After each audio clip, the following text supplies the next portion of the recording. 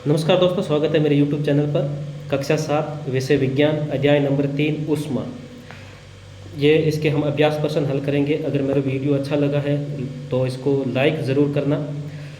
तो पहला प्रश्न है इसका, अध्याय नंबर 3 ऊष्मा का। पहला है, प्रयोगशाला तापमापी तथा डॉक्टरी थर्मामीटर के बीच समानता अथवा अंतर बताइए। तो पहली तो इसमें है समानता क्या है, यानी प्रयोगशाला तापमापी तथा डॉक्टरी थर्मामीटर के बीच में समानताएं। पहली समानता है, दोनों तापमापियों में पारा भरा होता है। दोनों तापमापी ताप मापने के काम आते हैं। 3 नंबर है, दोनों तापमापी पारदर्शक कांच के बने होते हैं। और चौथा है, दोनों के बाहर स्केल अंकित होता है। और इसमें असमानताएं हैं, प्रयोगशाला तापमापी का प्रयोग वस्तुओं का ताप मापने के लिए किया जाता है, जबकि डॉक्टरी थर्मामीटर का प्रयोग शरीर का ताप मापने के लिए किया जाता है। दूसरा है, प्रयोगशाला तापमापी का पारा स्वयं गिर जाता है, जबकि डॉक्टरी थर्मामीटर का पारा स्वयं नहीं गिरता है।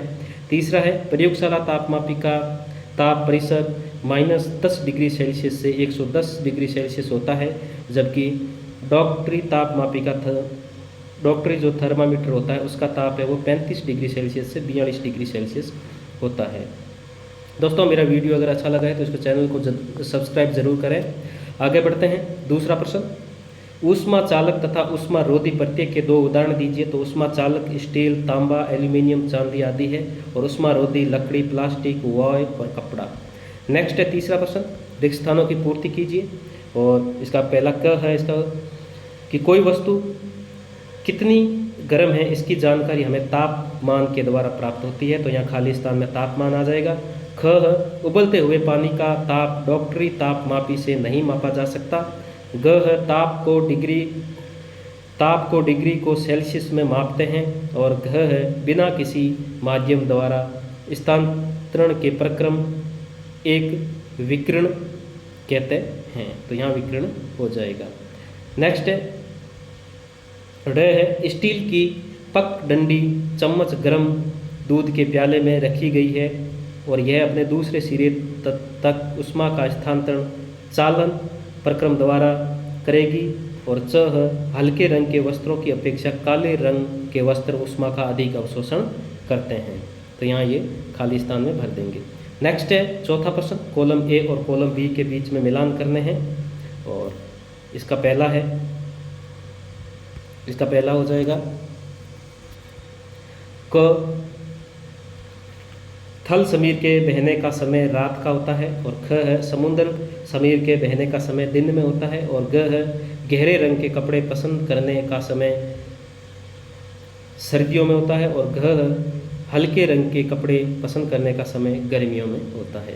नेक्स्ट है पांचवा, सर्दियों में एक मोटा वस्त्र पहनने की तुलना में उसी मोटाई का कई परतों का बना वस्त्र अधिक उष्णता क्यों प्रदान करता है, व्याख्या कीजिए। तो इसका उत्तर हो जाएगा, सर्दियों में एक मोटे वस्त्र की तुलना में कई परतों का बना वस्त्र अधिक उष्णता प्रदान करता है, क्योंकि वस्त्र की जितनी अधिक परतें होगी उसके बीच वायु भी उतनी ही अधिक एकत्रित होगी, जो ऊष्मा के कुचालक है। और वायु के अधिक परत होने के कारण इनकी कुचालक क्षमता बढ़ जाती है और वस्त्र अधिक उष्णता प्रदान करता है। नेक्स्ट है छठा प्रश्न, दिए गए चित्र में अंकित कीजिए कि कहाँ कहाँ चालन, संवहन तथा विकिरण द्वारा ऊष्मा स्थानांतरित हो रही है।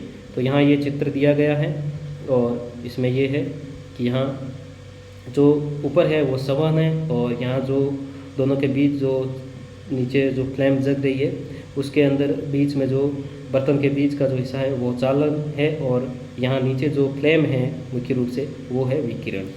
नेक्स्ट है सातवां प्रश्न, गर्म जलवायु के स्थानों पर यह परामर्श दिया जाता है कि घरों की बाहरी दीवारों पर श्वेत पेंट किया जाए। तो व्याख्या कीजिए। तो इसका उत्तर है, गर्म जलवायु के स्थानों पर घरों की बाहरी दीवारों को श्वेत पेंट करने की सलाह दी जाती है, क्योंकि श्वेत रंग ऊष्मा का अच्छा प्रवर्तक होता है तथा वह ऊष्मा को अवशोषित नहीं करता, जिस कारण बाहर की ऊष्मा घरों में प्रवेश नहीं कर पाती। नेक्स्ट है आठवां प्रश्न, 30 डिग्री सेल्सियस के 1 लीटर जल को 50 डिग्री सेल्सियस के 1 लीटर के साथ मिलाया गया मिश्रण ताप होगा। तो इसका क ख ग के अंदर घ है वो सही हो जाएगा कि 30 डिग्री सेल्सियस तथा 50 डिग्री सेल्सियस।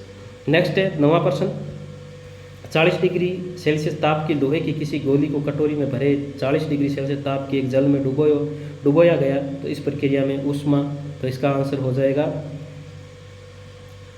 ख है वो सही हो जाएगा कि न तो लोहे की गोली से जल की ओर न ही जल से लोहे की गोली की ओर स्थानांतरित होगी।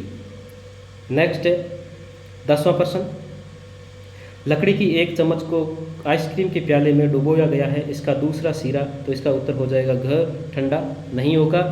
और 11वां प्रश्न है, स्टेनलेस इस्पात की कढ़ाई को प्राय कॉपर की तली लगाई जाती है, इसका कारण हो सकता है, तो इसका आंसर होता है वो सही हो जाएगा ग ऑप्शन है वो सही हो जाएगा कि स्टेनलेस जो स्टील इस्पात की अपेक्षा तांबा ऊष्मा का अच्छा चालक है, गोली से जल की ओर स्थानांतरित होगी। नेक्स्ट है सॉरी इतना ही है। और ये था कक्षा 7 विषय विज्ञान अध्याय नंबर 3 ऊष्मा। अगर मेरा वीडियो अच्छा लगा है तो इसको लाइक और सब्सक्राइब ज़रूर करें। धन्यवाद।